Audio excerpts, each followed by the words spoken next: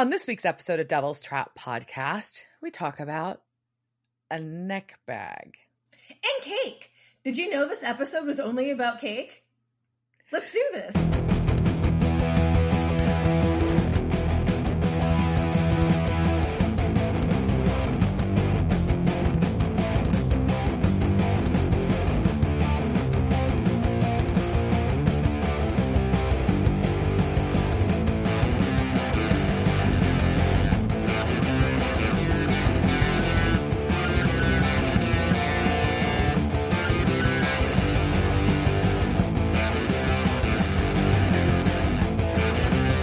Welcome to this week's episode of Devil's Trap Podcast. I'm Diana.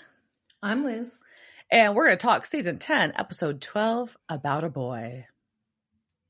Wow. Episode 12. Are we like halfway through this season? About, yeah. Exciting. We kind of want to get through a season. Okay. Noted. What have you been up to?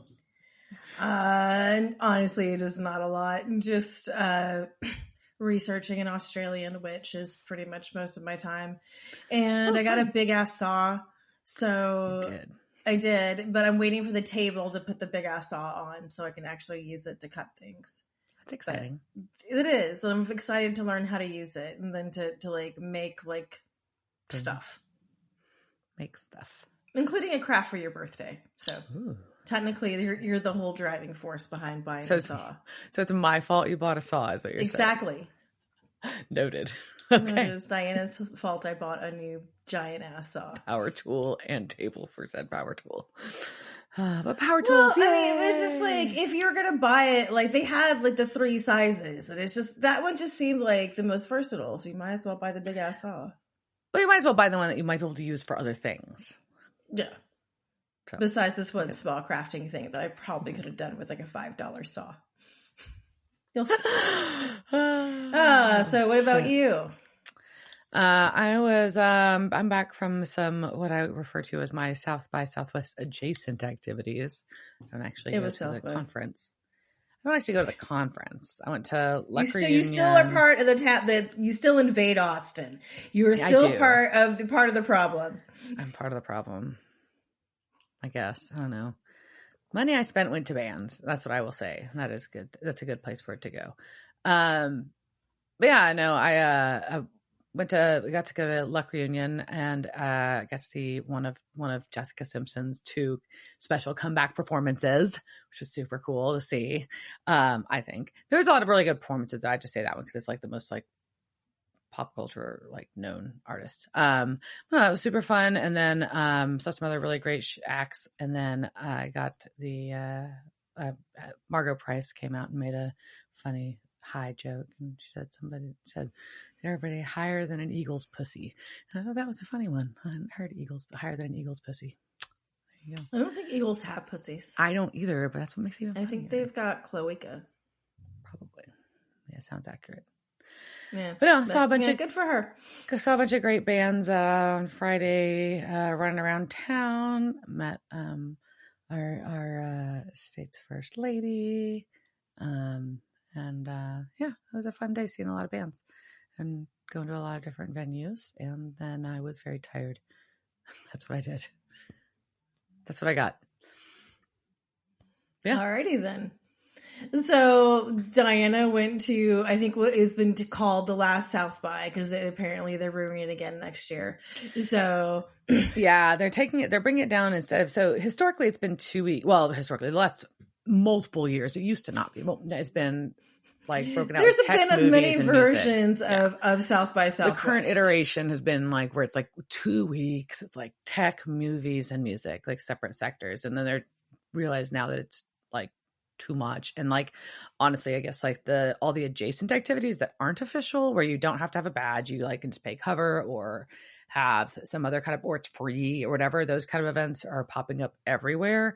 Like I went to multiple of those. I went to a hip hop show at a tiny dive bar one night. I went to a pop-up show that was free at Deep Eddy Cabaret. I went to a pop-up show at the Armadillo Den that was free. I went to a ticketed event at Arlen Studios. Like it's kind of like all over and then another free event at a at a clothing store, you know? So it's kind of like all those things, none of them were badge official events, you know? So I think that says a lot about a festival where everything is just, you don't even have to be part of it officially to do all these things. Anyway, but yes, they're saying it's the last one. That's a long story. Anyways, hopefully it burns to the ground and Austin can just have that week back. But anyways. Oh, man. That's just the cranky old Austinite sentiment. And get off our lawn, South by Southwest. Go back home, damn music tourists. All right. So, in other news, Jensen Ackles has announced that Countdown has finally wrapped. Not finally, but it has wrapped filming its 13-episode season. So the release date has not been set, but coming out this year is apparently not off the table. So that's good. Everyone's going to get some more Ackles besides what's been coming out in Tracker. Some Ackles action. Nice. Yeah. Yeah, and I've seen a lot of other teasers still centering around the boys. So I guess I'm going to have to go back. I mean, I know that's not new news. I'm just saying that the you're still saying around that the talk is still happening. So yes. I guess I'm going to have to go fucking watch it. Yes, you do need to go catch up on the boys. Yes, it's clearly stop watching your shitty reality shows and go watch the boys. I like this season of 90 Day Fiancé. I know. I'm caught up on everything else. We are out of Love Is Blind season. So, I mean, there we go. So maybe. So, but yes, there is much to catch up on and we still don't know what's going to happen. Right. And Padalecki said that he just wants to know if he's going to be naked ahead of time so that he can prepare by eating chicken, rice, and broccoli, which apparently is his go-to fitness food. Which is always weird. They always say that like a super fitness food, but like it's macro. I remember there was a time when they would tell you to avoid rice, but now they. That's only if you're doing keto shit, right? Yeah. And so most keto shit is it's not sustainable. It's not made for building muscle. Well, I'm not going to get into arguments about this, but there's a little starches can be in there, but generally it's because you're doing macros. So you're trying to figure out, I want this much starch, this much protein, and it all just depends on who you're training under and what you're going for and what works for your body. I mean, I think mine, as we'll find in this episode, works just by eating cake. Yeah. Yeah. I like cake. I do like cake. Yay, cake. Yay, cake. So I think that's the one thing that we can all agree on. So apparently, maybe not even this. We'll learn. There's some cake controversy. I don't know. So this title, About a Boy, is the title of a coming-of-age novel, which was later adapted into a film and TV series, and was also, that title of the novel was a reference to the Nirvana song About a Girl. So we have about a. So meta. This was, as you pointed out, episode 12 of season 10. It first aired February 3rd, 2015, and was directed by Serge Ladouceur. Reminder, he was the director of photography of all the Supernatural episodes except for the pilot. The last time he solo directed was in season 9. He did episode 16, Blade Runners, and in season 8 he was there for As Time Goes By. This was written by, we could not tell, this was written by Adam Glass. And the last time we saw him this season was in episode 4, Paper Moon. And then he did a few last season. So, I mean, Adam's been around. So, but I think you could tell by this. And so, and this is also one of those episodes that, starts off with like shit in Oregon, in Pendleton, Oregon. And I'm about to go hang out in the woods in Oregon. And I was like, fuck. Should I not watch this episode? Maybe. Yeah. So we open at a bar where a guy, JP, is being kicked out by the bartender, who actually goes so far as to threaten to kill him as this homeless dude watches outside. And JP's pissed, but he stumbles to his car. Not a good call, sir. He's got his keys out. I don't think he should be driving. No, I don't think that's good. not. That's not good. And the bartender should be aware of this. That's a thing, sir. Anyways, somebody's watching him from the bushes, and we zoom out and we see the sign is the Roundup Bar and RV Park. Yeah. But anyway, so as he's unlocking his car, he sees the reflection of a man over his shoulder with a scarred face. He turns around. That guy he has like a hex bag around his neck.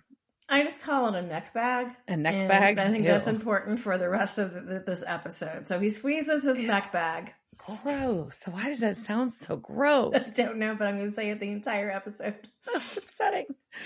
And he squeezes that. We get a bright light. JP yells, and then he disappears. And all that's left behind is his clothes smoking on the ground. And our homeless man is looking at this very confused and looks up at the sky. Yes, you should be confused, right? Yeah. And so then we go from that to the bunker. And then what we're going to happen is we're going to get a montage. We're going to get a book montage. And we're going to have Crowley. Montage. Yeah. And Dean and Kane. They're going to be voicing over as they're showing all these great books on reversing the occult, tribal branding, tribal scarification, and ritual branding. As the song Ashes, the Rain, and I by James Gang plays. Also, he's got a card catalog like thing that has an index card on it, and he's looking at things on tattoo removal and symbology. And he was eating Tex-Mex, which means that he's kind of off his, like, at least it's not kale. But then I wanted breakfast tacos and I didn't order them. I did really good. I had breakfast tacos this weekend. So bad. I didn't have any. I was in Austin and I didn't have a single breakfast taco. What the fuck? Okay, what the fuck? You didn't go to Austin? Yeah, you went to South by. You didn't go to Austin. What am I going to tell you? So this? wrong. So, and he's looking at a website for a laser clinic, a scar removal place, and it also looks like he's reading the Key of Solomon. So Sam strolls in, and he's like, "I have a case. Something is taking people and leaving their clothes behind." But Dean's like, "Cool. You go check it out. I'll stay here." And Sam's like, "Look, I'm a little concerned here. You haven't even left the bunker in a week, sir. You can't live your life locked up in your room. And I know you're worried about the mark, and I know you're upset about what you did to Charlie, but Charlie forgave you, so you need to forgive yourself." And sitting here just rereading the same lore books over and over again is not helping. You can beat this. What Sam says. Right? He's all about it. He's all cheerful. Not really. He's motivated and hopeful. And Dean asks if Sam really believes that they can beat this. And because Sam also believed in the Easter Bunny until he was 12. Which, and to be fair, it was until he was 11 and a half. And like, I know I've told you this, but when I found out that there wasn't an Easter Bunny, it was because I saw my dad hiding the eggs. And then my father told me that he was hiding the eggs because he shot the Easter Bunny and there was no more Easter Bunny. So that was when I stopped believing in it. So anyways, that's not distressing at all. No, there's not a reason why I spend a lot of money on therapy. So Dean reluctantly agrees and they decide to head to Oregon. Yeah. And so they meet up with the homeless gentleman who was that observed this disappearance. And he is describing the bright light. He did not see anyone else. So he didn't see this man there. And he said that there was no chill in the air. He didn't smell any sulfur, but he did smell flowers, and he didn't know what kind. They were flowery flowers. He knew what kind they were. But he knows what caused this. Aliens. It must be aliens. Aliens! He was abducted! Yep, they grabbed him in 2003, and there was so much probing. So he knows this is what it was, because he's been there. Yep. And he was heavily probed. It's a lot. So Sam and Dean are like, cool. And they walk away. Like, yeah, obviously. And they're like, all right. So not a ghost, not a demon. So is it little green dudes in a bucket of lube? One thing. Or Sam's like, but it could technically be fairies or angels, which is a valid point. Yeah. So which seems like a weird thing to say. Like, oh, fairies or angels, valid point. Might not be aliens. No. But so Sam's like, cool, I am going to go to JP's. Why don't you go talk to the people in the bar and figure it out? And you can tell Dean's like a little apprehensive about them splitting up. And that's fair. I kind of don't know why Sam suggested this. I don't know. Sam thinks everything is fine. But so Dean, and also why he's like encouraging Dean to go to the bar by himself. I don't seem, whatever. So Dean's going to go and he gives Sam the keys to baby. Mm-hmm. So, and he orders something dark and strong. Haven't we all? And asks the bartender about JP. And it's the same bartender that threw him out. And he's like, it sucks, but by the way, that guy was a lowlife. That night, he stole my tip jar, which you deserve to get kicked the fuck out, bro. Fuck you. You don't do that shit. That's fucked up, man. Yeah, no, that's JP, no. It's a line crossed. Yeah. And Dean fondles his drink and then he downs it while the chick at the end of the bar watches him. And then he fondles his mark. And then we hear his heartbeat a whole lot. And then the woman says, by the way, JP wasn't that bad. He wasn't very trustworthy. Like, I wouldn't buy a car from him, but he was harmless. Harmless enough to like steal people's monies? I think she's saying like he wouldn't murder anybody. Like he's a shitty dude. Like he'd steal from your grandma, but he's not gonna like. He's not violent. He's not gonna he's not gonna murder you, which is a line, I guess. I guess. Either way, and basically she's like, obviously, and for any of us that are here getting loaded in daylight hours, things aren't really, rosy, and everybody here's life is CF. So Charlie Foxtrot. That's what she says, which is clusterfuck. I'm like, okay, I like that. So, and there's the dude we saw over JP's shoulder is sitting in the booth watching. He's there and he's eavesdropping. How do you just call him his neck bag? You call him that? Oh no! The girl introduces herself as Tina, and that's what? Funny. Nothing. Yeah. So the girl introduces herself as Tina, and then Dean orders 2 more, and then they start getting day drunk. They do. They start doing shots, and they're sipping a beer, but they're doing shots. A lot of shots. And they're amused. They have a time passes, and they bond over shitty childhood, shitty parents, and being stuck at the Hotel Royale in Scranton. Yeah. Also shitty motels. Yeah. And Dean's just very proud of all his mac and cheese recipes, including fluff marshmallow mixed in that Sam thought was exotic. Yeah. Yep. And then they toast their crappy childhoods. And then Tina's like, oh, fuck, I'm going to vomit because I just drank a bunch of shots and I need to go. Because that's what her face is saying. Her face looks like I'm going to throw up. You think? That's it. Well, luckily she gets interrupted because Sam calls Dean. And she's like, no, it's fine. I need to leave before you fall hopelessly in love with me, which is cute. Good for her for having a little ego there. And she leaves. Sam tells Dean that JP was about to be evicted and was like not a great tenant. He also blasted Neil Diamond 24/7, and his bathroom was like staring into the devil's butt. Ew. Title of my next sex tape. Devil's butt. Staring into the devil's butt. Or is that my next album title? I think it's my next album title.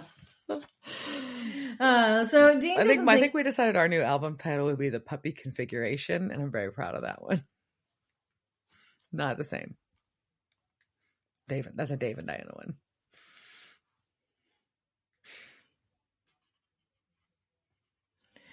So Dean doesn't think that he has anything, but he sees Neckbag following Tina, so he follows him. Yeah, because he's like, ooh, that's sus. This dude's just followed Tina out. I don't know what's happening here. But before he calls out to her, and before he comes around the corner, there's a flash of light and a scream, and she gone. And a pew sound, too. Yeah. Oh, and all he finds is her smoking pile of clothes, and he's looking at that, and then dude sneaks up on him and grabs his neck bag, and we get a bright light. Neck bag! He's just like, sit down. They didn't know you could do this, did you? Neck back. So then we go from that into a dark basement or cellar. We can't really tell this, but we can just see like there's a young guy there and he's trying to get out. Right. And we see his face, we hear breathing, we get close up of hands, we see bars on this window, and we look in the mirror and we hear it go, son of a bitch, seriously? And we know the timbre of this speech is Dean Winchester. But now he's son of a bitch. Yeah. So Dean is young, but he's wearing clothes. And I just want to start processing this because now I'm confused about what happened to the clothes. And he's wearing clothes that fit. Anyways, that's my... I think they like go out of their other clothes into the clothes that they wore when they were that age. Wow. I mean, that makes sense. Does it? Kind of. I don't know. I mean, none of it makes sense. I don't know why their clothes are there at all. Like, I don't understand the clothes. I don't know if the clothes are weird, was right? a great idea. But, so Tina is a tween and he looks like a One Direction reject and she doesn't understand why he's so calm. Mm-hmm. Because they are in a freaky serial killer basement and they look like, young. And he's like, no, it's fine. It's fine. And then he notices that there's another young man in the same room with Tina, and that is JP.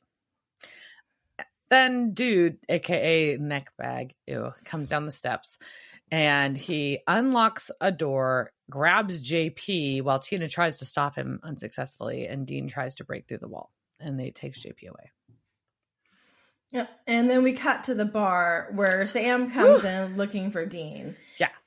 He is not thrilled about this because Dean's not answering phone. So he tries to call him again. And in the meantime, back at this basement house thing, someone slides covered plates of food into Dean's cell and into Tina's. And it's cake. It's the size of cake. It's so pretty. It's white so cute. Cake. It's a big fucking, like, it was just a bunch of icing on it. So much icing. And it just, like, comes through the door. Like, it's a magic door. And it just brings you cake. Like, I'll go into this basement if there's a magic door that brings me cake. Yeah. So we go from that to magic cake to the bar where Sam is like, why you got my brother's jacket? Yeah, because he can hear the fucking phone ringing and this bartender's rifling through the jacket and bartender rejects the call and then tries to lie saying that he got the jacket at his bar mitzvah. Oh, so Sam bounces his face off the fucking bar like you do. I enjoyed that. And then he admitted he found it by the dumpster. Yep. We go back to our cellar place and Dean is doing what I would do and just like not thinking about consequences and just being like, cake. Yes, please. And Tina's like, yeah, I shouldn't eat this. It's probably poison. And Dean's like, fuck, you're right. So he puts it down. Too late now, man. I mean, you might as well finish it. Right? And so Dean is, just trying to MacGyver his way out of this room. He's like, what can I use? What can I use? And he's like, oh, his bed. Let's break off a part of this bed. Metal. Yeah. So he's going to kick the fuck out of the bed headboard thing until he breaks off a piece of metal to go use on the window bars. It's very MacGyver-y, you're right. Mm-hmm. I don't think I could do this. Like physically. Yeah. I mean... I think we know where people are, I don't want to use the word resilient, adaptable, resourceful. You figure out what you have to do. I know. I just feel like when he goes to the window and he's using like this piece of metal from the bed to hit the piece of metal bar, I'm just like not really sure how that broke. Because it's just old window, so you just needed stuff, and it was a set. So Tina thought that Dean was just another drunk, and he wants to point out that no, he was a functioning alcoholic. And she's like, sure, okay, but I want to know who you are and what you are, And he said, that is a long-ass story. So he finally goes back to breaking the window. And then Sam at the bar is strolling around this dumpster, finds one of Dean's Chelsea booties, because that's what he was wearing, a Chelsea boot, apparently, and that's what he locates, and a pistol, and smells flowers. Back in this basement, Dean has managed to break a bar out of the window, but Neckbag is coming back down the stairs. Sorry, now you were calling him that, so you can call Indy if you want. So Tina, and Tina tells Dean that he should go away and she's going to keep him busy. Yeah, because he can escape at least. So she's screaming. The dude's like, what are you screaming about? It's kind of funny. He's like, what is happening? Which seems very much like a dude does, like if a girl gets upset inexplicably. That's why she was like, she should have just started screaming. She has her period. And like, it would have been the same reaction. That was the vibe I was getting. Exactly. So Dean escapes out the window. Sam is back at the motel and he is researching Yarrow.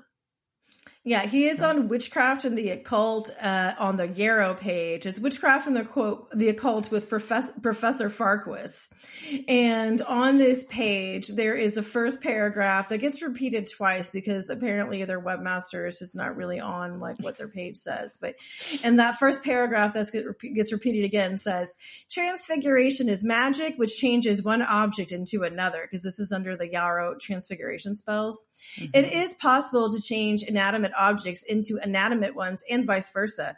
Some transfiguration spells alter a part of something, such as changing a person's ears from normal into rabbit ears. At magical school, transfiguration is taught by Professor Farquaad, an experienced shapeshifter and spellcaster. And no, I did not mispronounce that. That says and. So they also had a typo in their bad, and then they goes on to discuss with them. But so anyways, Professor Farquaad. Okay. All right, Prof. Well, and then I got distracted buying seeds. Did you? Then I had to go buy seeds. I did. I bought some yarrow. To get some yarrow? I was going to say, that's what you bought. It's pretty. And there's pretty colors. There's a knock at the door. And Sam goes to answer. He checks the peephole. He's got his gun in hand. He opens the door.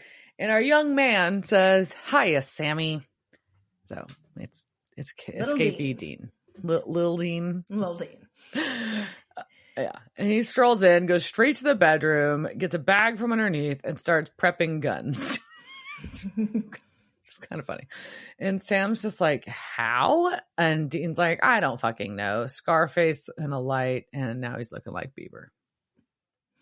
That's true. And he wants grenades, and he has no grass on the infield, and there is a girl that's about to die. So he doesn't want to stop and chat. And Sam wanted him back in the game. Well, he's back in the game. There we go. So they go to leave, and as they're stepping outside, this woman drops her keys, and Dean stops and hands them to her. And so she tells Sam that your son is so polite. Yeah. And as they're going away, we can see the amazing Paradise Motel sign. It was really gorgeous. Yeah.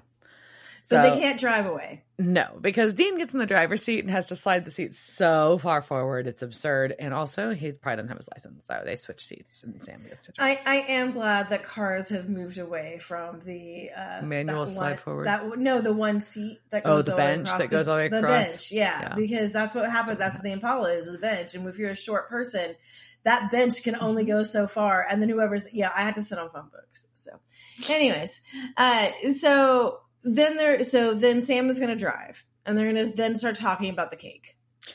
Yeah. And Sam wants to know why. And then Sam also finally says that this is bizarre even for us, which is true. And how he asked how it feels, and are you like the old you? And he's like, yeah, I'm the old me, but I'm not. I'm a kid. It's weird. And I like the Taylor Swift song on the bus on the way to the motel. My voice is weird. I've got 9 zits, 0 control over this point. His dick. His dick. And Sam's like, puberty. And Dean says, yes, sucks again. That would suck. Yeah, twice. Yeah, I mean, but you could be like a woman and just go through puberty all over again when you go through menopause. So, right. I mean, yeah, it's great. That would suck again. So Sam tells him about the yarrow. And so the yarrow probably means a witch. Yeah. And they still have all their witch killer in the trunk. So that's good. So they're going to get Dean changed back. Then they're going to light Sabrina's ass up. And Dean's like, well, here's one thing to consider is that the mark's gone. Because I'm in a 14-year-old body that didn't have a fucking mark. And so they're like, well, will it come back if they reverse the spell? So maybe they don't reverse the spell. And he's like, yeah. And they're kind of upset about this prospect. See, Sam is not stoked on this prospect, but Dean's like, look, psycho rage monster that's a borderline demon versus being a teenager. I don't know. I don't think there's a difference. Yeah. I think a psycho rage monster borderline demon is a pretty good description of a teenager.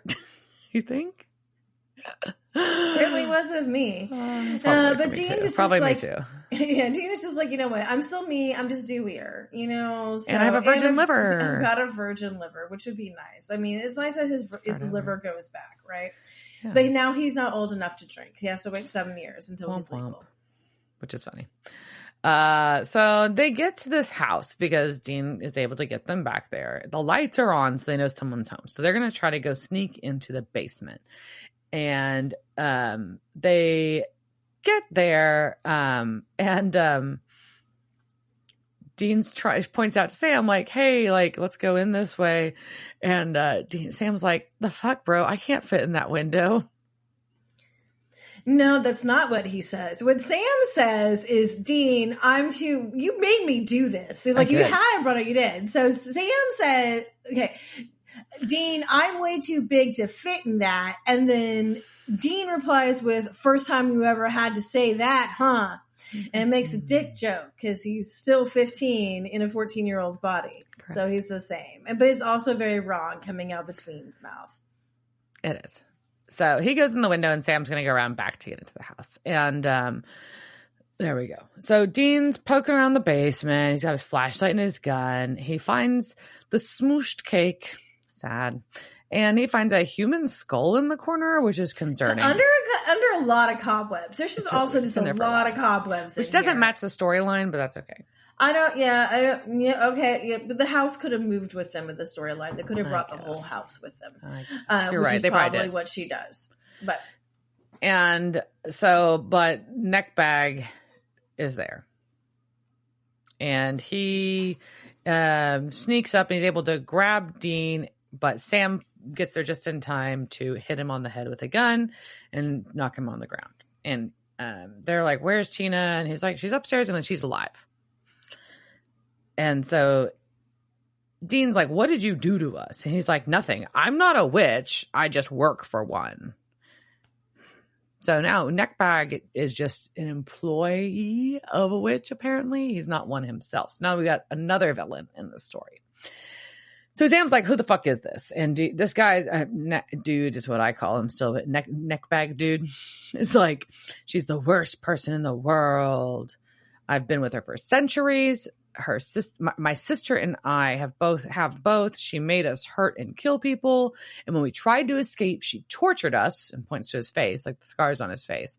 And then she made me eat Gretel's heart. So Gretel? What? Hansel? Gretel?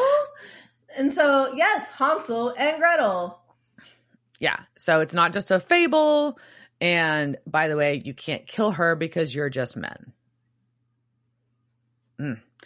Sam's like, but we're hunters. And he's like, yes. Cool. And he's like, cool, if you're going to fry that candy-coated bitch, I want in. Also, Hansel and Gretel is a true story, or at least it's based off of like a time when there was lots of famine and the people were eating children. So anyhow, we could have done that for lore, but we didn't. So Sam wants to know how to turn Dean back. And he is like, it's the hex bag. It will reverse the spell. Now squeeze my neck bag and it will return you to your proper age. Just squeeze it. Squeeze my neck bag. Ew. Then we go to a kitchen where future me is making a stew. Oh my god. Yeah, and Tina's tied up in the corner with a gag around her mouth. And this woman, our witch, and they never really say, I didn't catch them even say her name. Her name is Katya. Katya, yeah. She is chopping a lot of red onions. Like, I love onions, and that's a fuck ton of red onions. Like, how many people is she cooking? It's a really big cauldron, though. I mean, when's the last time you made soup in a cauldron? I mean, you need a lot of onions. That's true. Man, damn. And she's seasoning, and she's talking about how JP didn't have a lot of meat on his bones. That's sad. So she made him into a soup. And then tells Tina about how she's going to make her with a sweet chili glaze roasted in the oven because she's too good for soup, but she'll have an apple in her mouth. Oh, sounds delicious. Then she stokes the fire, and then I'm very jealous of all her dried things that are hanging all over the walls. Too many dried things. Yeah, the fire is fucking wild. It's like she's like an oven room. It's like a walk-in smoker. It's like a crematorium. Yeah. It's like a crematorium for stew. And roasting peoples. It's very distressing. Yeah. Very distressing. Yeah. And so she's going to go cut some more vegetables, and Hansel enters with Dean and Sam. And she's like, oh, that's cute. Dean's back. Surprised you came back after you got away, but okay. So Hansel will take care of them. And he's like, nah. They're like, you shouldn't have made him eat his sister. And she's like, I didn't. And what? She's like, no. And so and she's like, cross. She never made Hansel do anything. So Hansel willingly ate his sister, is what she's saying. Yeah. And it's a double cross. So Hansel's like, haha, and he knocks Sam down, and Dean's trying to get the witch killer stuff out, but she flings it away, and Hansel gets a gun on Dean and Sam. And she's just going to talk more about how she wants to fatten Dean up, because he will be sweet and delicious. And then Sam's like, why don't you go actually after kids? This doesn't really, like, what's the whole point here? And she's like, well, because in the old days, kids died often. And so it wasn't like people weren't freaked out when a kid went missing or died. You had 12 kids. You lost one a year. Like, big deal. Like, yeah. And then, but now you've got Amber Alerts and milk cartons with faces on them. And you get one Rugrat goes missing and people get angry. Thanks, Obama. Yeah. So Dean is stalling. Yeah. And so the thing he is just like, so like the word on the street is like people taste like chicken. Is that true? And she's like, well, yeah, but like European children, like they're like gamier because they're so free range, and Americans are so fat and buttery and they're all marbly. And yeah, she's not wrong. And she's like, yeah, it was my first time here. So it's my first visit. God bless the USA, but I'm here for business, not pleasure, because my old friend has been causing trouble with the Grand Coven.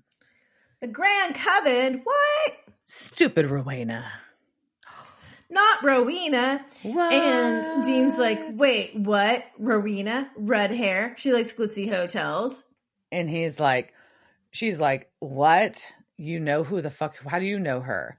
And right then, Sam jumps up and tries to go after the witch, but Dean's fighting Hansel, and he's losing, and Sam gets flung. Tina's struggling, and she is not happy. She opens her big ass oven because she's like, I'm gonna burn y'all motherfuckers. Fuck this shit. And Hansel's like, tells Dean he needs to stay down after he's beating his head against the fridge repeatedly. It's very distressing to watch. I didn't like it. And she tells Hansel to turn Sam into a kid. But Dean has stolen the hex bag, and he squeezes it. And we get a bright light. He's got a knife, and he stabs Hansel.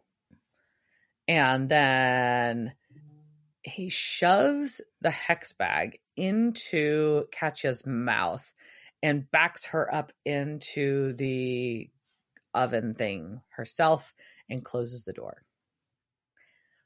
And so she burns alive. Eek. I don't know. Yeah. Like, it's eek as in ew, and not eek as in I feel bad for her.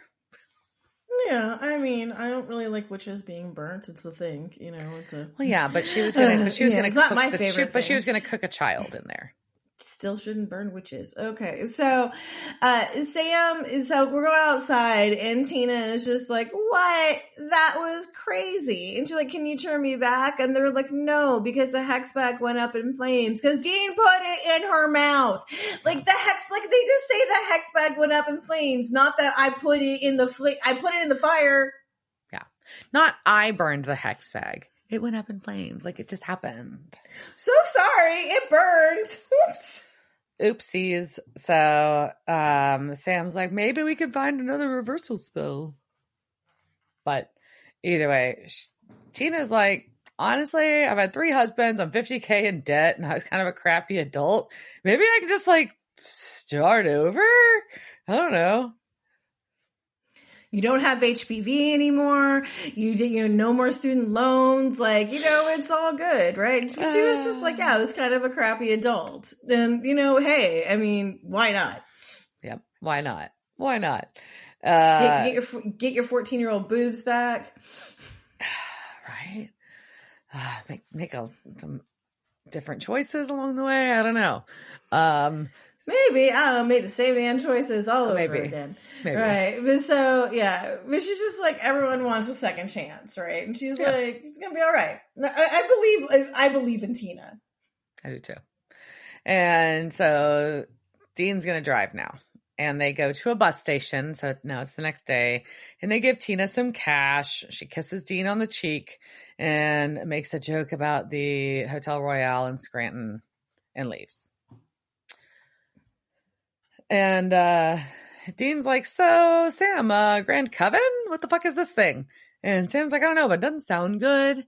And Dean describes what it does sound like, which is an 80s hair metal band. Oh. Yeah, it does. And then, unfortunately, besides the world's greatest 80s band being back with the guitar, the world's sickest brand is also back. It is back. The brand is back. And he's like, Sam's bummed about it, but he also knows that Dean saved them and thanks him for that.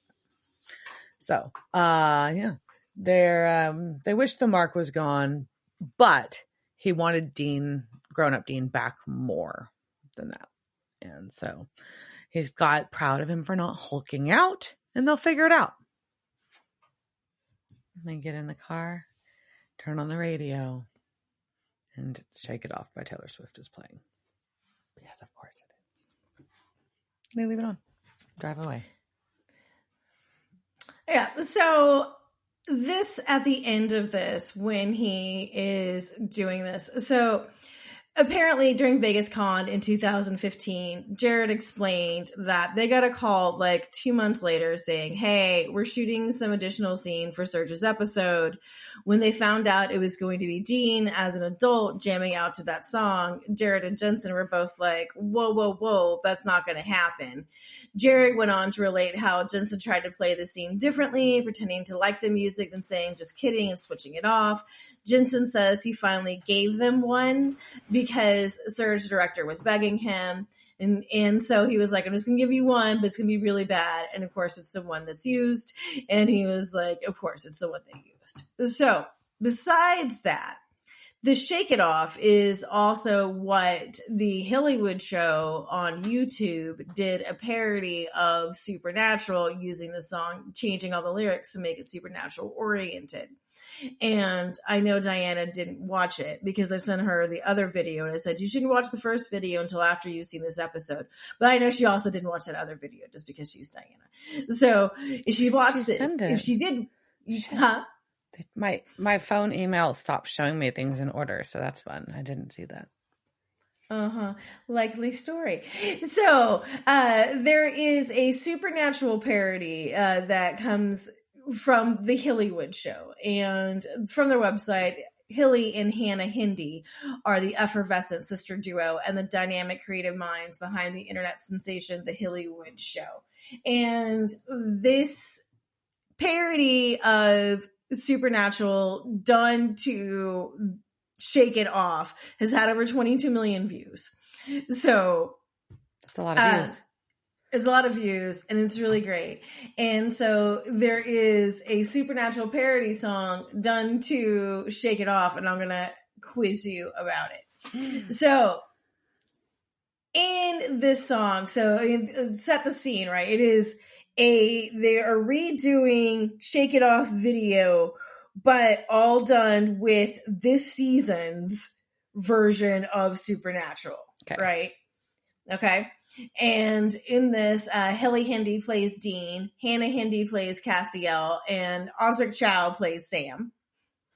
amazing as him. So our first verse of this song, all right? We're going to start off with we're going to do some fill in the blanks here, all right? So the first verse goes, I stay up too late. I've got blank. That's what Sam would say. Yeah, yeah. That's what Sam would say. Yeah, yeah. So this is Dean singing, and he says, I stay up too late. I've got what? What does Dean have? What does Dean have? I got a mark. That's right. He does. So can you think of how that would fit in the song? Yes, he's got the mark of Cain. Oh yeah. So that's gonna be, so that's the main thing. So I stay up too late. I've got the mark of Cain. That's what Sam would say. Yeah, yeah. All right. Then Dean's still singing, and he is now singing in front of a karaoke stage. Okay. I've had way too many drinks. Hell, I can't even blank. At least that's what people say. That's what people say. I can't even. I've had way too many drinks. Hell, I can't even. He's at a karaoke bar. I can't even sing. That's right. All right. All right. So now we go. No, so there's the third verse, which is a hook, kind of. All right. I guess it is not kind of. It is a hook. So it goes. But I keep cruising, black blank. Moving. It's like I've got this blank by my side saying it's gonna be all right. So, but I keep cruising, black blank Impala? Moving. Yes, it is the Impala. Thankfully that was what fills into the following black. And the next line is, it's like I've got this blank by my side saying it's gonna be all right. Angel? Brother. It is. It's brother. Oh, that's sweet. That's sweet. All right, so now we're heading into our chorus. All right, because the blank's gonna play, and the blank's gonna hate. Baby, I'm just gonna shake it off. And he's shaking off his mark. But all right, so who are the blanks? Who's gonna play, and who's gonna hate?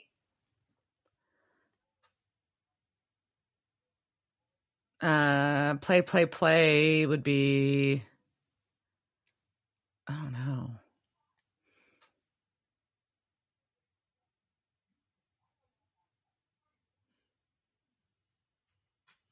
One's gonna play and one's gonna hate. Play would be the angels play and the demons hate, or vice versa. That's where I'm at. Angels are gonna play and demons are gonna hate. Very good. Yeah, you can see you are a master songwriter. So the chorus goes, because the angel's gonna play, and the demon's gonna hate, and then I'm gonna shake. Then Sam's heart is gonna break, and I've got the mark of Cain. Baby, I'm just gonna shake. Okay, so now we're at Sam's heart is gonna break, and I've got the mark of Cain, and baby, I'm just gonna shake it off. I want the blade all the time. Yup. I keep telling them I'm fine. Nope. And that's what they don't see. No, that's what they don't see. No. Okay, so during this, Hilly Dean is dancing, and they are dancing while they are eating what? While they are eating kale. No. Just kidding. Okay, cheeseburgers. Correct. Okay. She's eating. It was one extreme or the other. Yeah. There's also a pie portion of this as well. Okay. So, yeah. She's dancing eating a giant cheeseburger. It's hilarious. All right. So here's another blank one. So I'm blank on my own. I make the moves up as I go, and that's what they don't know. And it's a sad thing. So what is Dean doing on his own? He's blanking on his own.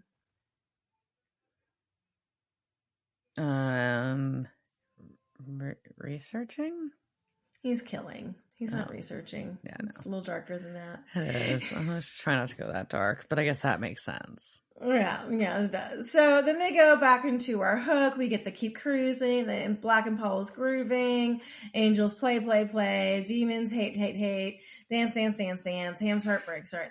Then they go to a Crowley spoken word, right? And so Crowley says, hey.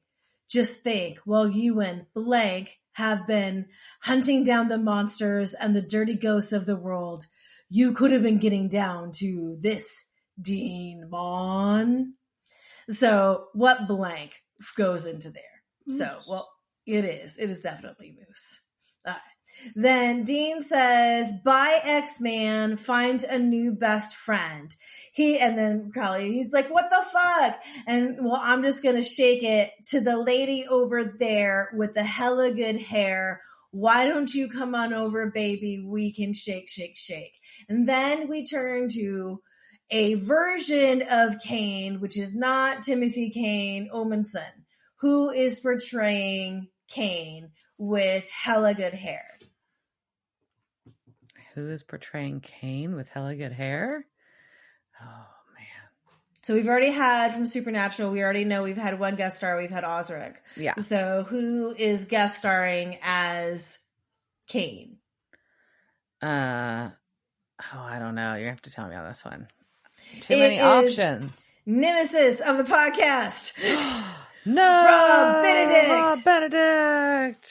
And then they put him in some great hair and some great beards. All right. So the Angels then, they play, the Demons hate, they shake, and then they bring back what iconic Dean disguise? Iconic Dean disguise. It involves a whistle. Oh, the coach. Yes. They do. Shorts. They bring back red shorts gym teachers with dodgeball. So that is also happening. All right. So then they go through and they finish off and they do the thing. And then at the end, there is a whole bunch of cameos from Supernatural actors. And they are all like dancing to the parody version of Shake It Offf. And it's really great. So this is your last question. What actor or actors from season 10 do not dance in the end to Shake It Offf? In this parody? In this parody. I'm going to guess that Jensen Ackles and Jared Padalecki are not in this. Nope, they totally are. They're good guys. They really are. They're always game for this shit. Yeah, they're good sportsmen. So, Crowley. Shepard was not in it, and Rowena Ruth was not in it. All right. Yeah, but so Jared, Jensen, Misha, Matt Cohen dances out of his shirt, and I'm not really mad at that. Rob Benedict, Oscar Child, Tim Edmondson comes in there, Samantha Smith, Sebastian Roche, Mark Pellegrino, Tyler Johnson, Lauren Tom, Travis Aaron Wade, Richard Speight Jr.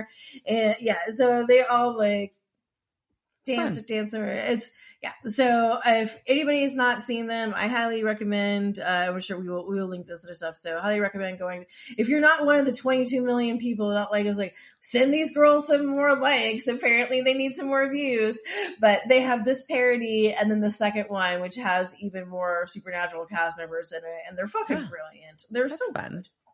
Yes, so well done. I'm so jealous of that as a career. It sounds like a fun career. It's like being weirded out, right? So, all right. So that was our quiz. And before we get to talking about our feels about this episode, do we want to talk about some of our peeping actors? Sure. Casting couch. It's the casting couch. Were they on that show that time with that guy? La la la la la. So our cast notes today. So Katya is played by Leslie Nicole. She's been in episodes of Blackadder, Once Upon a Time, Raising Hope, and The Boys. She was Mrs. Potter in the 2016 Ghostbusters. She's done a lot of voice work, but most people would probably recognize her from her role as Mrs. Patmore in Downton Abbey. She is fucking Mrs. Patmore. I mean, She's fucking Mrs. Patmore. Trust me. It's a big deal. It's a big fucking deal that Mrs. Patmore is in this. Okay. So, our young Dean, is played by Dylan Everett. We have seen him before, and we will see him again. We will. And as I told Diana, as she was looking, we've talked about him before, so I wasn't sure if you were going to do him or not, but I checked his age. Yeah. And he was born in 1995, which was the year that I was supposed to graduate high school. I do have a diploma. It sounds weird when I say it like that, but that means he's 30. Yeah. Little Dean. 30 now. 30. He's not Little Dean anymore. He is not. Our Hansel is played by Mark Atchison, who we've also talked about before because he played the Tooth Fairy in season 5. I always like to remind my which is probably not his favorite role he's ever done, but my favorite role of his is the mailroom clerk in Elf. Young Tina is played by Madeline Arthur. She's been in episodes of X-Files, a handful of episodes of Magicians, a handful of episodes of Snowpiercer. She was Christine in the To All the Boys I've Loved Before movie series on Netflix. There's 3 movies out, and she is the same character in all of those. She also was in the series, it's canceled now, but the Blockbuster series. She was Hannah. JP was played by Jason Wingham, and his credits are all stunts pretty much, other than this. So most of his work is stunt work, and he's been in over 55 titles doing stunt work. So it's interesting. Our bartender was played by Nels Lennerson. Sorry, I had to Nels Lennerson. He's been in episodes of ER, Smallville, Once Upon a Time in Wonderland, Bates Motel, Van Helsing, Arrow, and iZombie. He was a policeman in Scary Movie. He was Clark in Final Destination 3. He was a policeman in the movie War. That's the Jet Li film. He was the clean man in The Cabin in the Woods. He was Wallace in the movie Horns. And then our homeless gentleman was played by Christian Westerveld, and who has been in episodes of Legends of Tomorrow, iZombie, Riverdale, Flash, Van Helsing, and Chilling Adventures of Sabrina. Woohoo! What a fun cast, especially. Yeah. I know you're excited about Katya.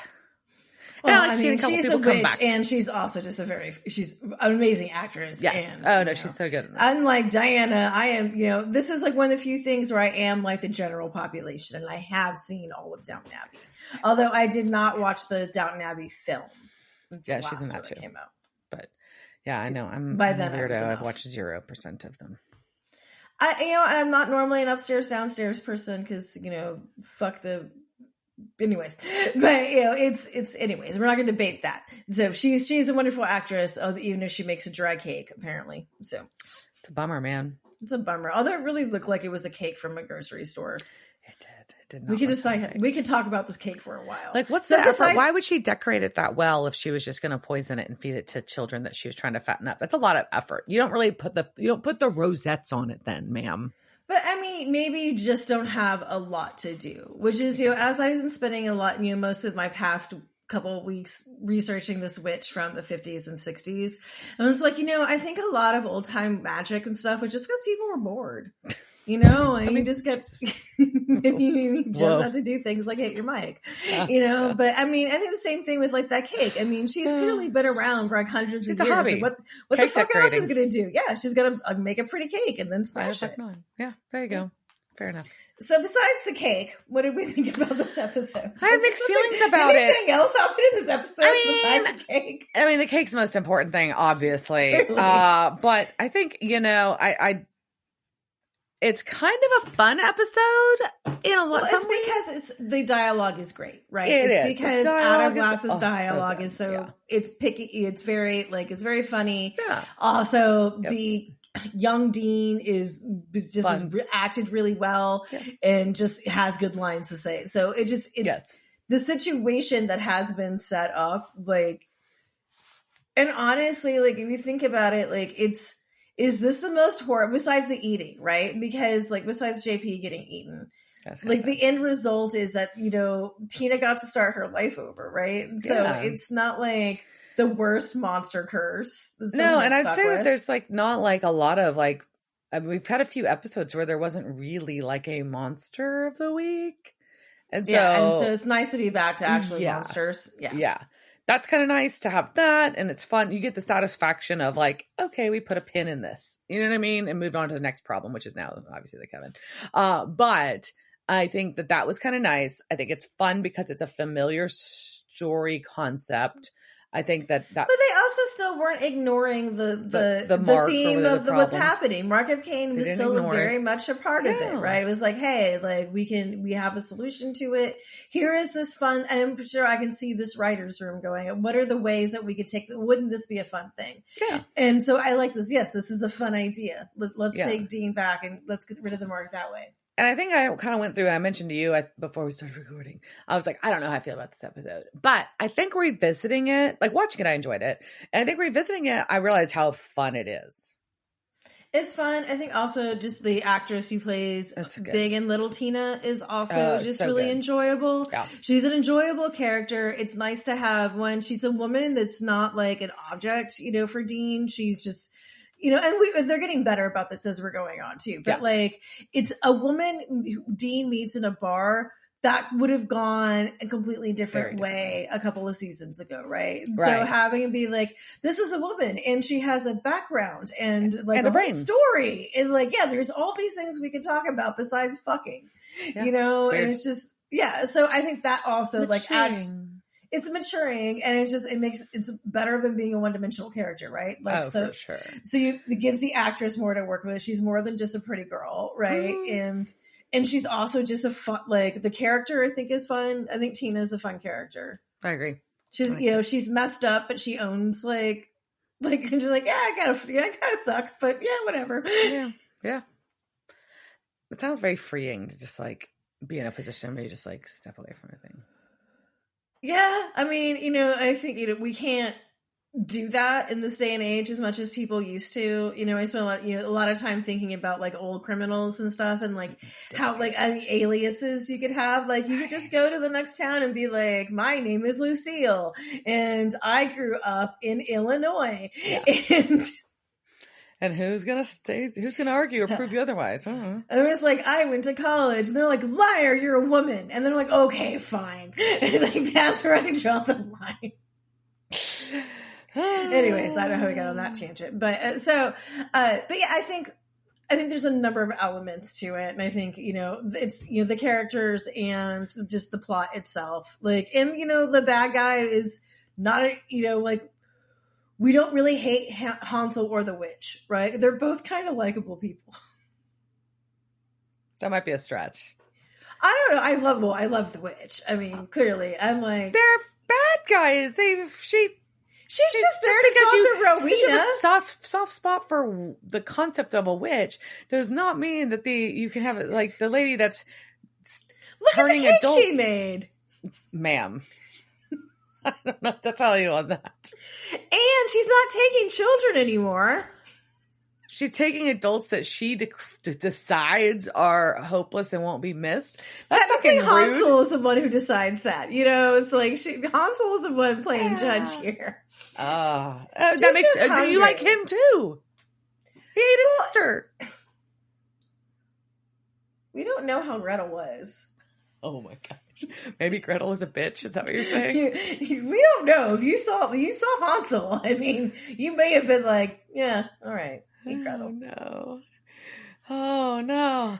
I'm gonna go a little more traditional and root for the kind of good guys. Her house was made of candy. Why would I not be on this woman's side? She's so my role model. Anyways, all right. So anything else you need to talk about this episode? No, not a thing. All right. Cheers, Churn. Cheers, bitch. Devil's Trap Podcast is a Don't Be a Dick production. Meow. Devil's Trap Podcast is part of the Ship It Studios podcast network. Thanks for listening to this week's episode of Devil's Trap Podcast. You can follow us on Instagram at Devil's Trap Podcast, Twitter at Devil's Trap Pod, or you can email us at devilstrap@devilstrappodcast.com. Don't forget to subscribe, leave reviews, and share with all your friends. We're at all your favorite podcast outlets and at devilstrappodcast.com. I'm Babe. Thanks for tuning in, and we'll see you next time.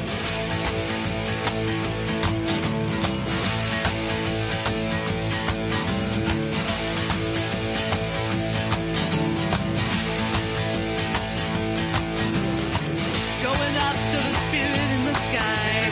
That's where I'm gonna go.